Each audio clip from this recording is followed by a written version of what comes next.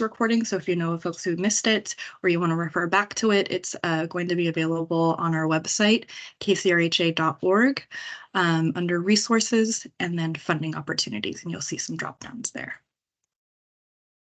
Also our COC page too. We have a COC dedicated page we'll put on there as well. So let's go ahead and get started. Thank you all for joining us. Thank you for folks who were with us this morning. Everybody is welcome.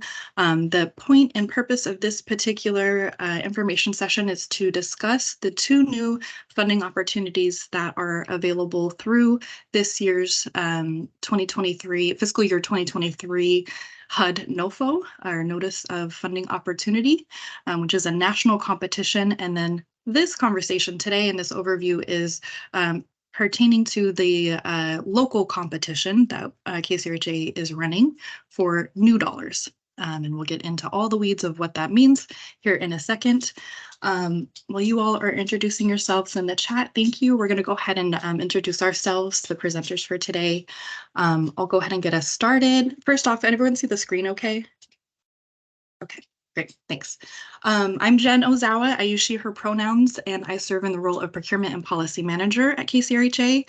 And what that means is that my team is responsible for issuing any kind of funding processes related to new or existing funding for the homeless services response system in Seattle and King County. So this is a pot of new funding that's become available, and we are excited to work with folks who are interested in applying and hopefully getting those services going once HUD awards are issued next year. I will go ahead and pass it over to my colleague, Kelsey. Thanks, Jen. Hi, everybody. Kelsey Beckmeyer, she, her pronouns.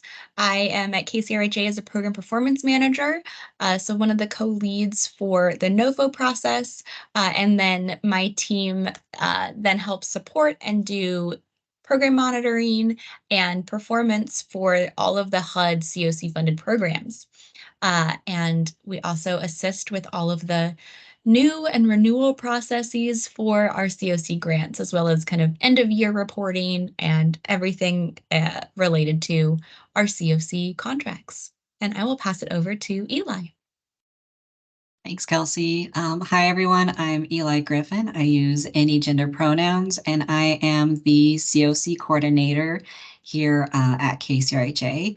So I support the CoC board and serve as a liaison between the CoC board, its work groups and subcommittees, and KCRHA. And I also support the NOFO process as well. And I will go ahead and hand it back over to Jen. Awesome, thank you both. So our goal today, and I didn't really create a slide for this per se, curious to hear from you all here in a second as well. But our goal today is really to get clear on these 2 new RFPs that were just released. One is for permanent supportive housing, and the other one is for specifically for domestic violence, sexual assault, and other folks that have been impacted by violence, including sex trafficking, rapid rehousing, and joint component transitional to rapid rehousing programs. Curious to hear from folks, either with your, I guess it's not Zoom hand, but your Teams hand or body language, virtual body language, if your organization currently holds a subaward with the Seattle King County CoC. Please raise your hand if you already have an existing award. Okay, cool. Great. Okay. Many folks. Awesome. So this is probably not brand new to many, looks like, so that's great. For folks that it is new to, it's a very convoluted process. HUD funds tend to be, so please feel free to ask questions. We're going to take questions at the end just so we can get through all of the necessary information and then loop back if there's any areas need for clarification. Before I get started, just want to kind of set the container of what we mean by HUD CoC funding and sort of the annual NOFO process in case it is new to you. So every year HUD issues a what's called a NOFO. notice of funding opportunity, and that includes the opportunity for COCs across the nation to compete for their funds annually. So existing funds, and then oftentimes there's opportunity for new funding, and that's what these funds are, and that are involved in these two RFPs that we're discussing right now, to basically compete for those and funds nationally. Part of that process requires that COCs also run a local process. So there's essentially two local processes, one for organizations who have existing grants and need to and are interested in renewing them. We had a workshop for folks earlier today that kind of situation pertains to. And then the new bonus funds, that's another local competition. This year, we're doing it in the form of these two RFPs.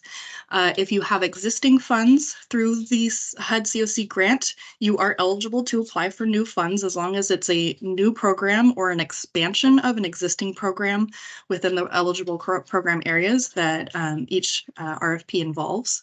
So wanted to make sure that that is clear. It's not just for brand new organizations who've never received CoC money, although we do encourage new folks to join the community, join the CoC.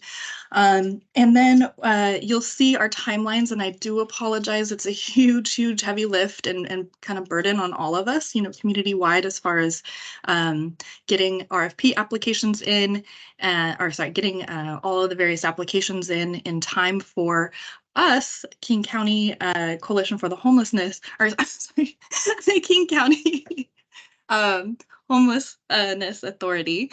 That was an old employer, very, very long time ago. To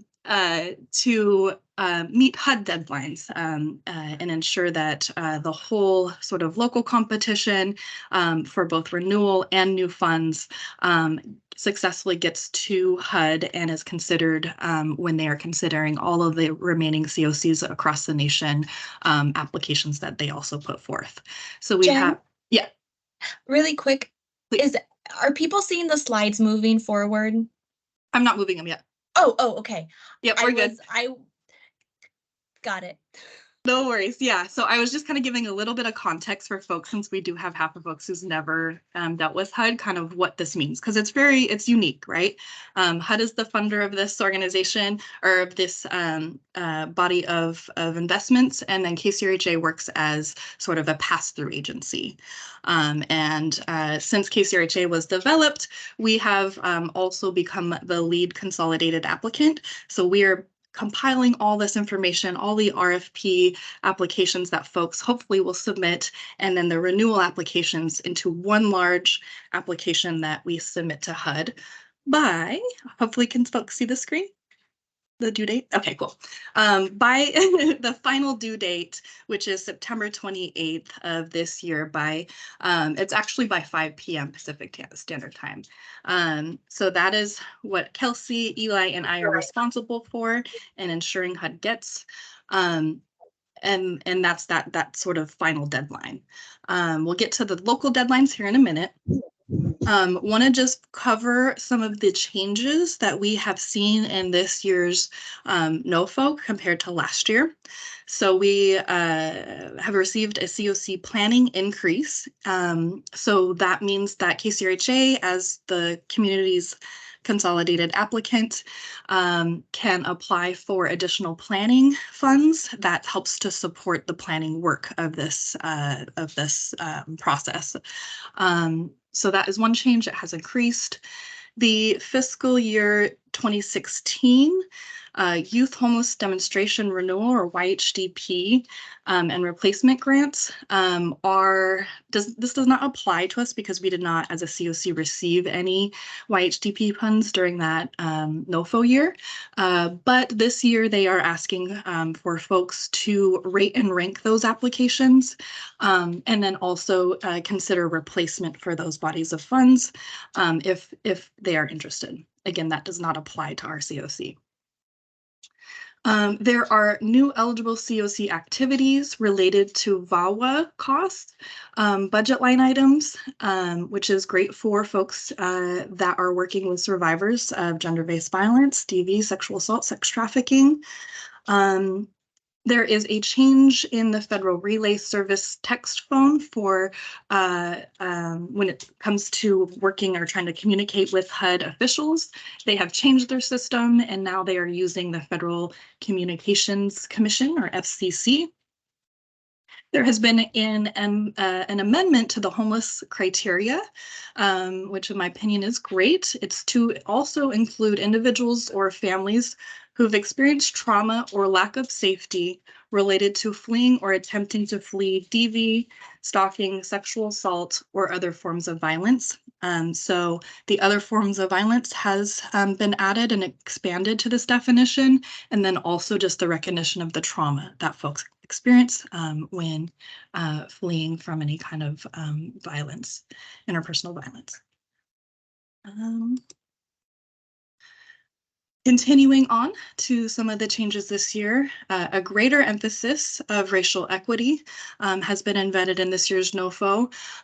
So revised rating and scoring and evaluation of how organizations are effectively addressing racial disparities is going to be considered in both this local process, and then is also an importance to HUD.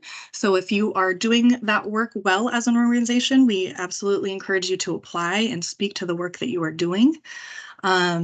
Also, a greater emphasis, we're all very proud of HUD this year for these added things, emphasis in supporting the LGBTQ plus communities. And again, similar to the racial equity portions, just a greater emphasis on rating factors and addressing the needs of LGBTQ individuals in our CoC community. So again, if you're able to talk to how you do those things, that is going to serve you well in this year's NOFO and in our local RFP application. Tiering is required, so that's sort of usual. And let me just briefly explain what that means. So as part of this HUD CoC competition, sort of nationally, we as a CoC and KCRHA as the consolidated applicant with board, CoC board leadership as well, comes to kind of rate and rank the various different renewal projects and any new projects that are a result of doing well in these two RFPs that we're talking about today. So the rating and ranking goes forward to HUD, and then they assess sort of how they want to fund the tiering and the rating and ranking. The higher up in the rating and ranking, the higher chances that we can expect HUD to fund those programs. The lower sort of in the rating and ranking, that's sort of the riskier portion of our recommendation that potentially may not get funded depending on funding availability. So that's kind of how that works. It will probably hopefully make more sense if that doesn't quite make sense now once we share that, right? So we'll get to a point in this process between now and September that we will share out the outcome of the rating and ranking process with the community and anyone who applies or renews. So there's some strategy kind of around, as a community, how we want to rate and rank projects to ensure sustainability of that work, or potentially risk, if we can scale back on some things if HUD does not fully fund the whole application. And good news is last year they did fund all of them, including all of the new projects that we put forth. We got 100% fully funded, so that's great. Sorry for the heavy slide. I know it's a lot to digest visually, but wanted to make sure that the priorities from HUD's NOFO are clear. Number one priority for HUD, and so just keep this in mind if you are thinking about applying to these two RFPs, how what you're doing might align well with these priorities and how you can speak to those things. It's going to serve you well in your application and the review process. Ending homelessness for all persons is number one priority. Choosing a housing first approach is another one. So if you have a good, housing first fidelity that you're proud of, that you're doing a really good job at, please speak to that. That's really, really important to us and to HUD. Reducing unsheltered homelessness. Improving system performance. So there's a lot of, there's an increased amount of points given to this section within the consolidated application. And so that is mostly coming from HMIS data, but also some of the narrative information that you'll provide. And this is sort of because these are new new projects that folks are going to be applying for these two RFPs, that portion won't so much apply. It's really more to the renewal grants that's going to apply. But you'll see in the RFP that there are, kind of some performance questions that will be considered by the rating panel as they read your applications. Another big piece, and so think strategically when you're thinking about, proposals you may want to submit, is the importance of partnering with housing, health, and service agencies, specifically healthcare. So they're looking for communities that are good at leveraging healthcare resources, including behavioral health. How you're able to kind of effectively weave those services and triage those services in your housing programs. I'm not going to read all the little sub points there, but that's sort of the essence of that. Again, racial equity. HUD is continuously making a greater effort on emphasizing the importance of programs and applicants that are doing a good job of addressing racial equity, improving assistance to LGBTQ+ individuals, persons with lived experience of homelessness and expertise, ensuring that COCs are actively involving experts with lived experience in your program design, program development policies, and leadership at your organizations. So if you can, if you're making efforts in doing that, please speak to that work. That's very important. And then increasing affordable housing supply.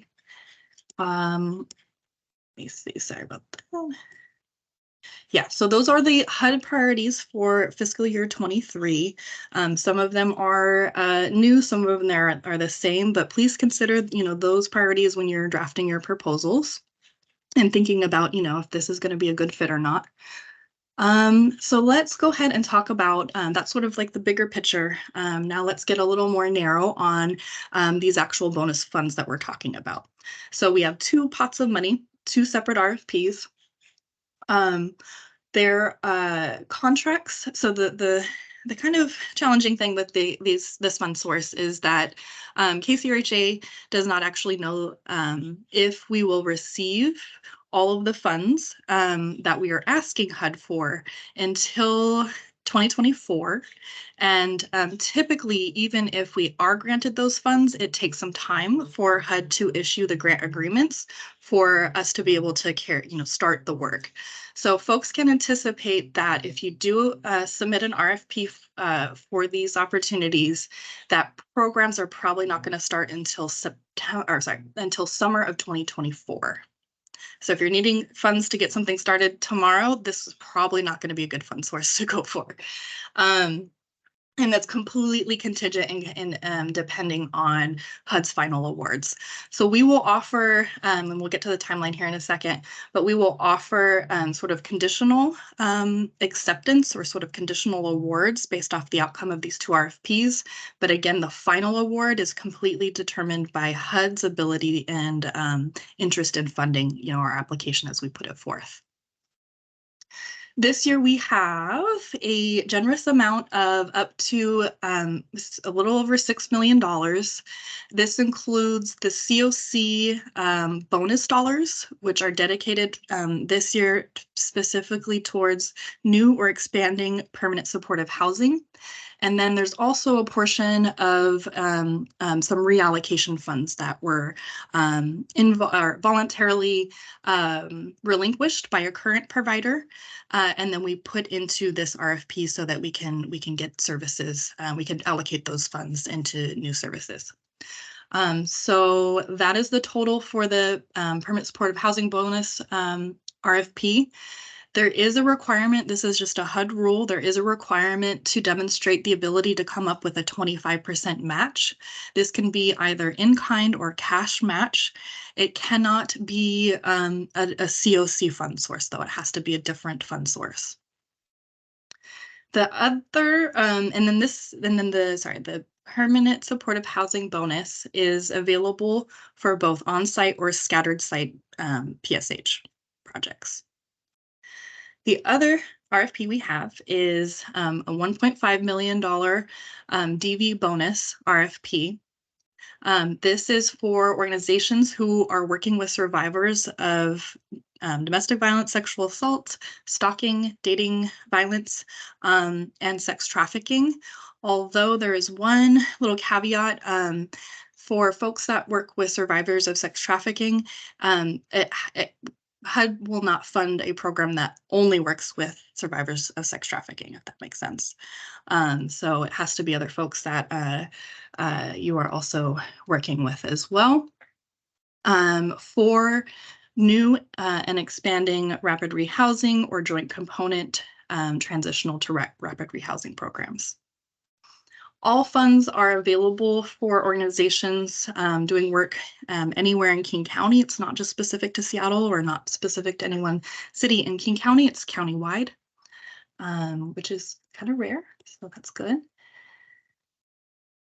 And I'm going to get into some more details about the DV bonus funding RFP. Providers with the ability to demonstrate needing safe, permanent, and confidential housing for that also centers survivors, is trauma informed, and has a housing first approach will score the highest. We're also looking for applicants that demonstrate an interest and ability to collaborate and coordinate with multiple systems. So again, this is that area where you can highlight where you might have partnerships with healthcare providers or other housing providers, landlords, those types of partnerships that are going to be able to hopefully lead folks to successful permanent housing outcomes. Demonstrate how your project involves or plans to involve survivors in your policy development, program development, and leadership at your organization if you don't already. Again, you could flesh out your plan to improve that part of your programming. And then also applicants that can demonstrate how they are building upon advancing equity for BIPOC communities, as well as individuals, LGBTQ individuals, and people living with disabilities. Some of the eligibility around DV bonus. So anybody can apply, essentially, as long as you meet KCRHA's minimum qualifications, which I think most folks in the screen do, that I'm familiar with anyway. Eligibility-wise, agency is looking to start rapid rehousing or joint transitional housing component are eligible. This includes operations, rental assistance, and support services. It doesn't include capital costs, though, right? So you wouldn't be able to build any brick and mortar with these funds, but we'll support the rest. More information is in the RFP under, you'll see a chart in there that also just lays out a couple more ineligible costs. Also, just want to highlight this last point, applicants who propose to serve 100% survivors in their programs, so serving all survivors of the violence that we covered, will receive additional points. It is possible to apply if you work with folks that are unsheltered and not fleeing some type of violence or experiencing some type of violence, but you're going to score much higher. We wanted to try to increase our resources for folks that are experiencing gender-based violence or DV, sexual assault, the other forms of violence we've talked about. All right, so our second RFP is the Permanent Supportive Housing Bonus Funding. Some of the program priorities for this RFP are ensuring individuals, youth and young adults, and/or families. So anybody who's serving any of those populations are welcome and encouraged to apply. Folks who are putting proposals to serve youth and young adults will receive additional points. We have a sort of lack of permanent supportive housing for youth and young adults in our COC. So we encourage folks to submit proposals specifically for that population. The goal, of course, of permanent supportive housing is to ensure that there's ongoing support, including services and operating funds, which help residents achieve housing stability and maintain as much independence as possible. We encourage households who work with folks who meet the definition of chronic homelessness to apply. That's the criteria needed for, for residents who move into permanent supportive housing projects. This also includes anybody who's interested in proposing applications for the dedicated plus permanent supportive housing option as well. Again, as far as service model, we are looking for applicants that are grounded in housing first, trauma informed, and sort of well-being and person-centered services within your proposals, and can demonstrate how you include folks with lived experience of homelessness or plan to include folks with lived experience in your program development, policies, and leadership, as well as folks with lived experience of disability as well. Some of the continuing some of the additional priorities for the permanent supportive housing, again, demonstration of strong partnerships, including the healthcare system, and a strong demonstration of ability to effectively serve the LGBTQ plus and BIPOC communities in our Seattle King County area. And then again, additional points will be given to proposers of serving youth and young adults. Eligibility is permanent supportive housing, so you have to be, proposing a program that fits the permanent supportive housing model, including dedicated plus permanent supportive housing projects. And this includes operating costs, long-term leasing or rental assistance, so scattered site or tenant-based or place-based, and then support services as well. All right. I'm sorry, I'm throwing so much information at you all. I promise you'll get an opportunity to ask some questions too. When it comes to the actual application portion, so that's sort of like the parameters around what's eligible, what the intent is. Now, some of the logistics on actually submitting your applications. I know the timeline is very, very quick, but the first step is to, of course, read the RFP. If you have time, read the NOFO. That's going to help give some insights to inform how to kind of frame your proposals. And then check out Flux. Flux is our lovely grants management system that we use at KCRJ. If you have not already, I see some body language, had lovely experience with that. Encourage you to log on and set up an account as soon as possible. I'll be very transparent. We have had some issues with Flux, and so like glitches and things like that. So please reach out if you have any technical issues. Happy to brainstorm. The sooner the better, as always, so you're hopefully not running into any tech issues at the final hour before the due date. So first step is to set up an account if you don't already have one as an organization.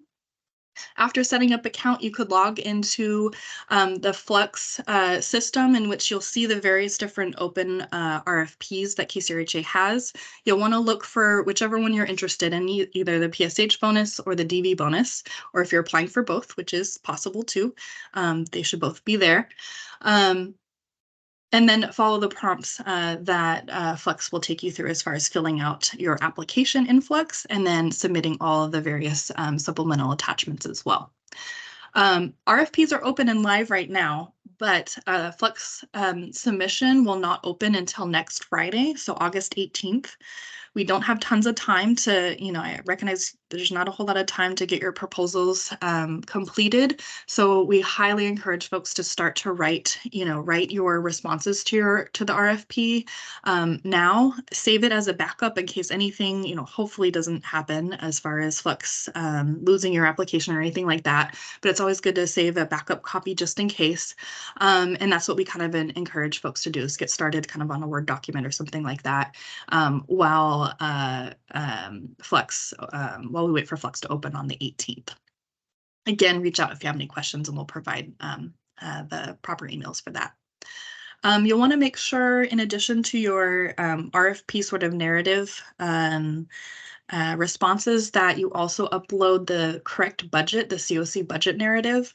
And I'm going to show us too. I'm going to show everybody kind of how to navigate the website and visually see what that looks like here in a minute.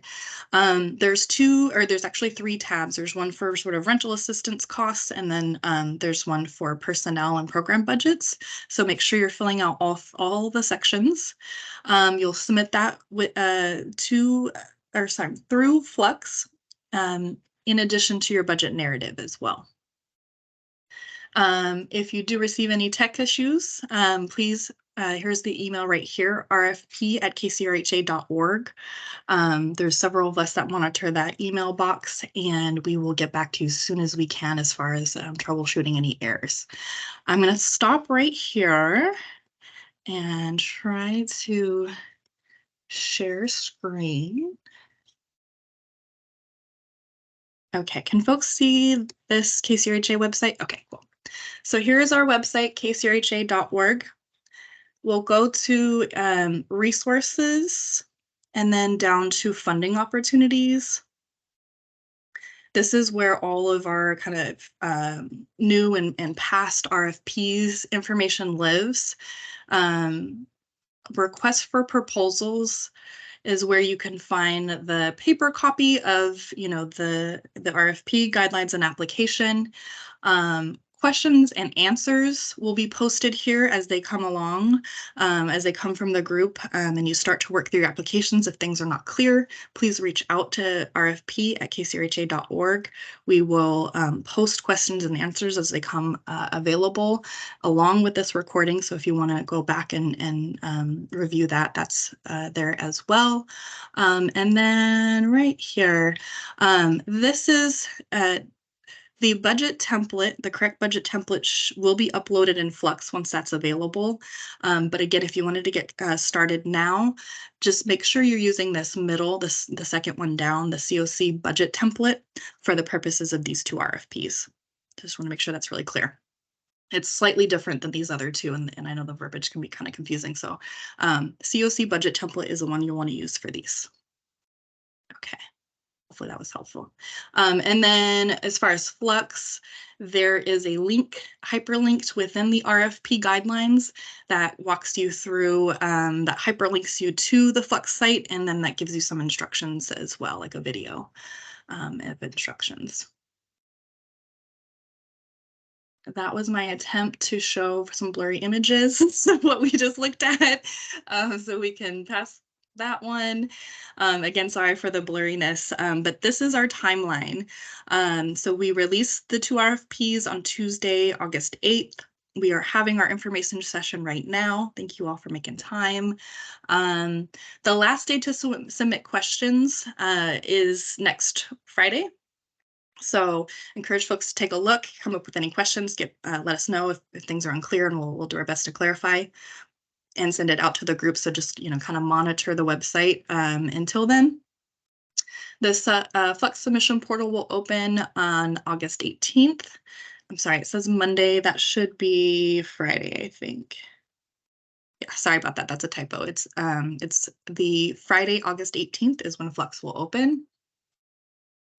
Virtual tours, we we really like to do tours as a way to supplement information and kind of change the emphasis and paradigm on the worship of sort of the written word, and include an option for agencies to also kind of get to meet the review panel and provide any clarification. We do have an extremely tight deadline for all of us, right, to get this work done. So it's kind of going to be determined based off of rater recommendations and sort of need for further clarification. So you'll hear from me if that is the case. That's kind of the plan for the interview portion this round. Applicants will be notified of any denial. So let me back up a second and just explain, if you haven't applied for funding through KCRHA before,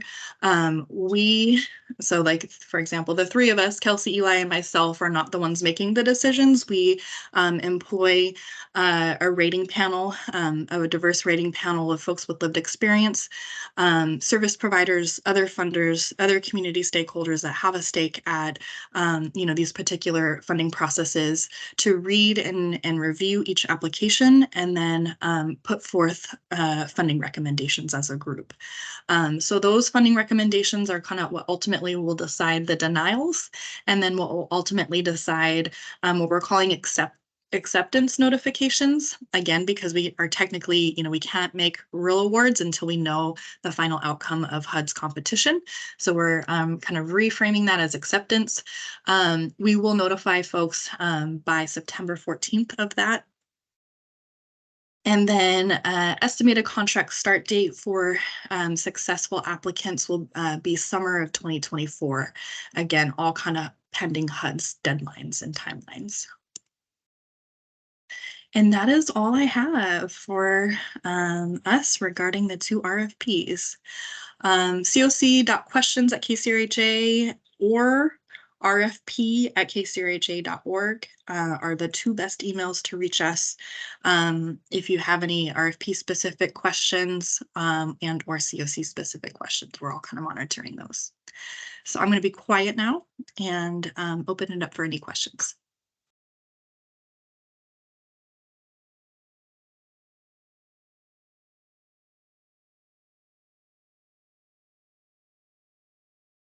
Yes, Elaine. Hello. I have a question about the dedicated plus PSH option. I don't recall this from last year. Was this a thing last year? And if not, what is this? Yeah, thank you. It was not emphasized like explicitly in last year's NOFO. And it is basically for any projects, PSH projects, who are dedicating to serving 100% folks that meet the chronic homelessness, HUD's chronic homelessness definition. So 100% of the residents will be meet the homeless. Yeah, perfect. And Kelsey just put a link in the chat for folks that gives some guidance from HUD about what those parameters are. It was called out a lot. Yeah, of course. Great question. Thank you. I should have defined that. Yeah, it was called out a lot more explicitly in this year's NOFO. And so we also called it out here as well. It's always been a thing. It's not like a new HUD thing, but just a little more explicit this year. Any other questions?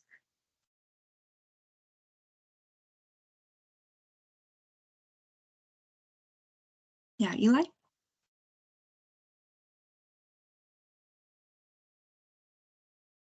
I have a couple questions. I'm wondering, it says in there that, priority is given to collaboration. Do you need to list folks then as subcontractors, or do you need to have letters of agreement between the folks that you list as collaborators? That's my first question. And my second question is, I think someone else asked it in the chat too, but the improving systems performance priority, can you say more about how that is defined? Yes. So your first question, if you have substantial partnerships, definitely if you have any kind of formal agreements, please include those with your RFP applications. You'll see that there's a checklist at the back of the RFP, and you'll see that there. So take a look at the checklist. That'll help make sure you kind of are checking all the things that need to be submitted. If you are paying for their work, right, like a subcontract kind of situation, great question. Yes, include that in your budget. There is a line item for subcontractors, and I want to say there's sort of a breakout table to specify that, but definitely please include that in your budget narrative as well, sort of what, who's doing what and how is that going to be paid for? And if any of your partnerships involve in-kind, that could be also considered as part of the 25% match requirement too.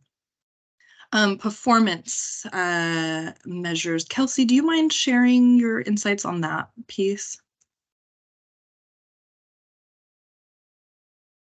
Yes, happy to. So some of those are going to be looking at, hold on just one moment. I'm going to pull up so I have in front of me kind of some of our performance measures that we look at, just so I can give you a good indicator.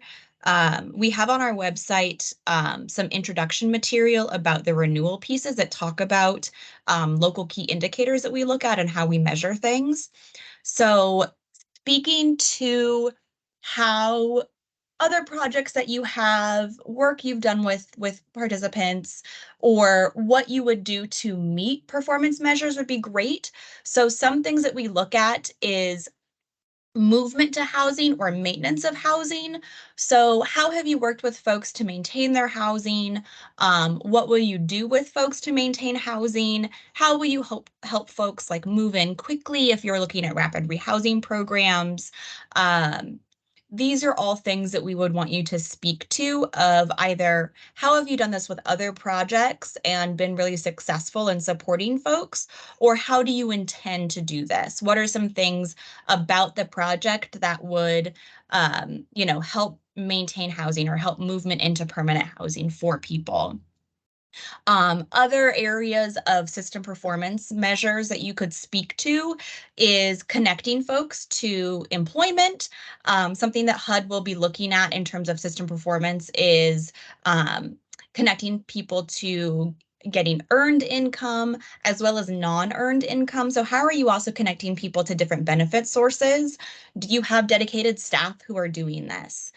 Do you have a history of a good track record of getting people connected to benefits, whether that is TANF, SSDI, Medicaid, Medicare, and also what is your track record of going from, getting people who did not have benefits to have benefits. And if people are leaving your programs with benefits, what are you doing? How are you doing that? We then also look at participant outreach. So how many households are coming from streets, emergency shelter, or unsheltered? So talking about how you've worked with those populations and gotten connected with folks is another thing that we'll be looking at. Another piece, I think those are really the main pieces. And then wanting to know about the population that you're aiming to serve. Who are you really focusing on serving? Is there a particular subset of the population? So prioritizing folks who are chronically homeless, prioritizing youth and young adults, prioritizing DV. What are the things that you're doing with the proposed project in particular, and what's your history or prior work with those populations that makes you a good organization and a good project to move forward doing the work that you're proposing to do. Does that help kind of answer that question? And on our website, under the HUD CoC continuum of care, it's right under the funding opportunities that Jen showed, is where we have a bunch of the information for the CoC. And if you look for, I'm going to put the link to this in the chat. Oops. This has a lot of the kind of rating and ranking for renewals. And that is based on those system performance measures that HUD has that we'll be looking at.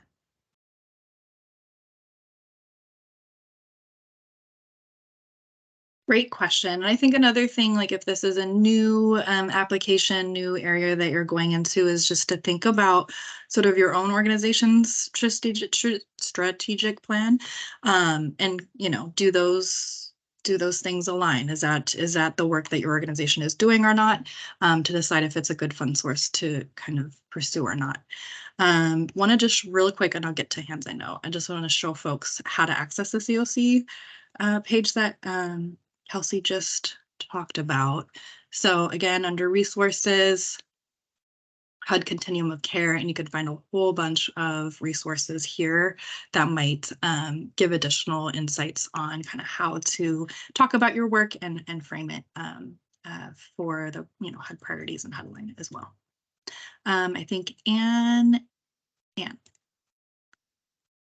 then Kira. Okay, great. Thank you so much.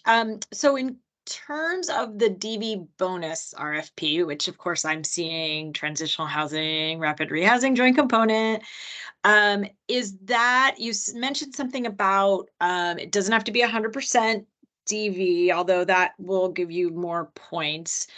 Is that something that would be, for family transitional housing, wanting to create a rapid rehousing component? If, we can show that, probably the majority, 75% of our folks have experienced partner violence. Does it have to be? I mean, we're not a confidential shelter, but that's. Can you talk about that just a little bit, and whether that might be an appropriate ask? I know we applied for the special NOFO last year and didn't get that, but yeah, can you talk about that just a little bit?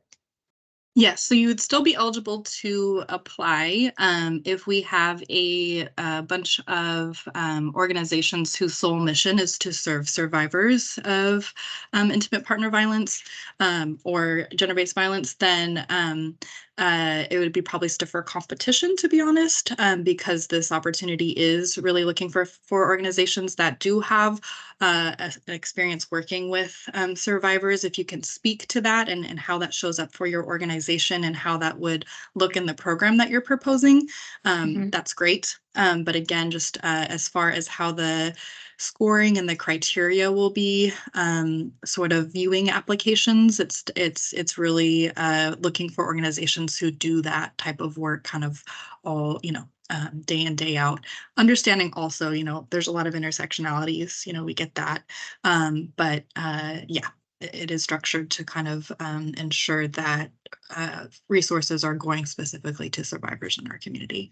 And if you don't run a specifically confidential program, there is a question about that. Speak to how you're going to be able to ensure safety, ensure that, rapid rehousing or whichever model you're proposing is going to ensure the safety of folks who are in your programs, and families are eligible too. Okay, great. Thank you. Kira.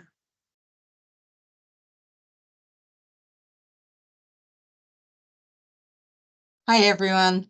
I just have a question about match. What I would be proposing as match, if we were to submit a proposal, would be current funding from HSD, the Mayor's Office on DV in gender-based violence. Yep. So those aren't CoC funds, so they would be appropriate as match, right? That's correct. Yes. So if it's City of Seattle General Fund, which is a lot of what MODVSA issues, then you should be fine. Kelsey? Okay, thank you. Yeah. Go ahead. That's right. No, the one piece to make sure with match is that match must be toward CoC eligible activities. Yeah. So you can have the fund source, but how you spend it is what is the most important thing. So you can't use match.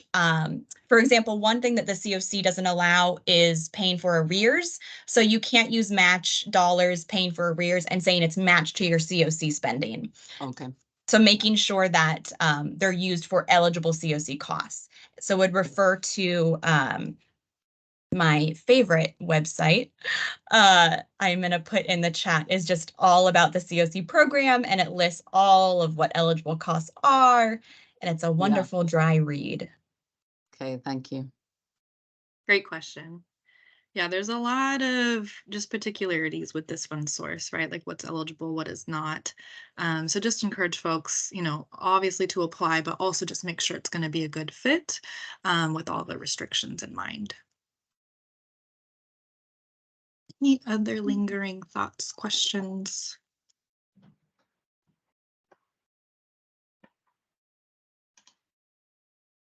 Again, if things come to mind after the fact, right? The brilliant questions always come like when you hit the leave button. Feel free to reach out. We're here to answer any questions. Because this is a formal RFP process, we do have that kind of window of time so that we can ensure everybody has equitable access to that clarifying information. So there's a week for Q&A. Again, we'll post that ongoing on our website. We try to get responses posted within 24 hours so that folks can, you know, get it in real time. So feel free to reach out that way too if things come to mind after. Tina? Sorry, so I apologize, I had to join late, but so there's really just a 10-day turnaround from the time Flex opens up to start working on the grant, or did I miss something?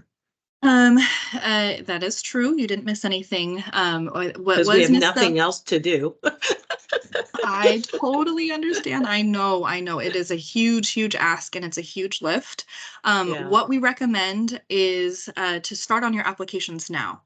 Start on it in a Word document or some other thing. It's kind of a good practice anyway in case something happens, right? Like, yeah, like the worst case scenario, right? The grants management system like shuts down, or you have some access issues at the very end.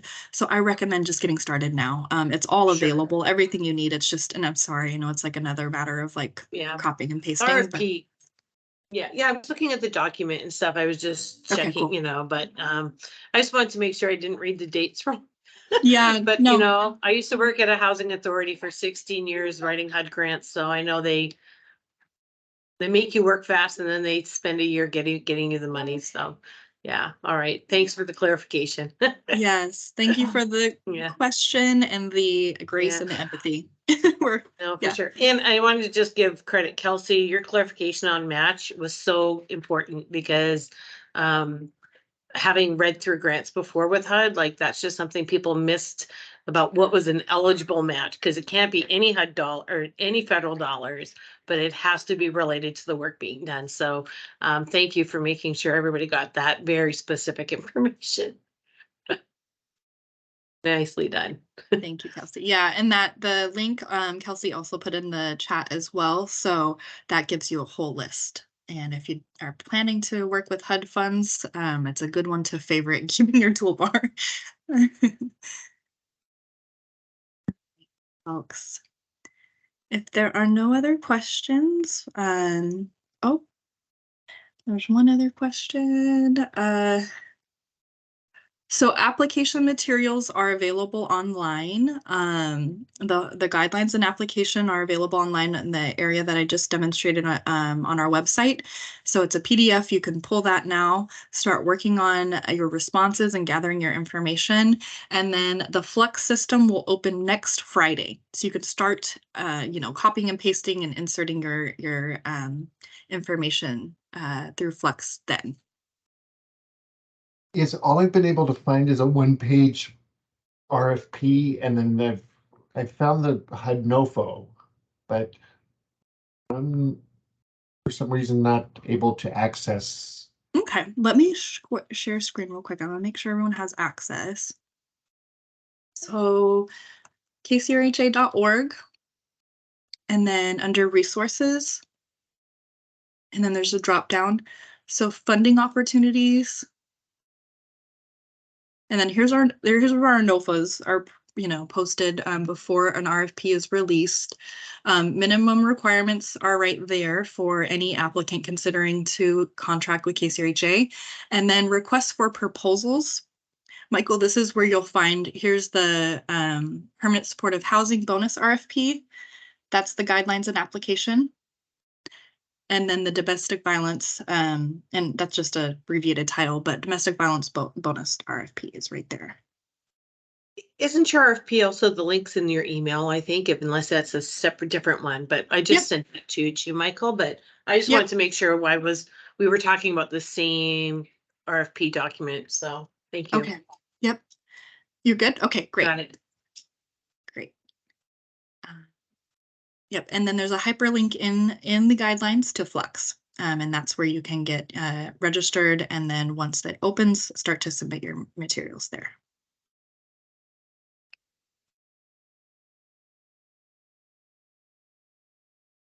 Great.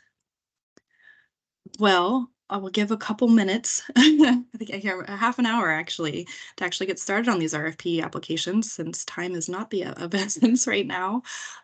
Just want to thank you all sincerely for your interest and this opportunity, for showing up today to learn some more. And then again, please reach out if you have any other questions as you continue to navigate the applications and process. Thanks very much. Thank you, everyone. Thanks for your work. Thank you. Thank you. All right, Thank bye. you. Thanks all. Thanks, everybody.